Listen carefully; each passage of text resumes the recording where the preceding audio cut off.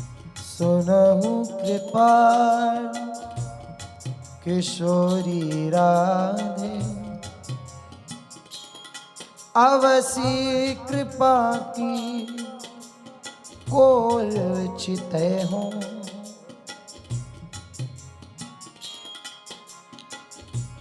इतना तो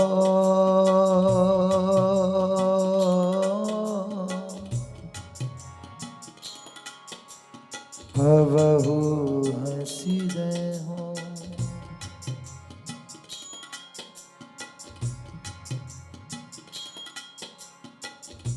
तुम मोही मिलो मिलो ना कृपा निधि मोको ढूंढत तो भटके हो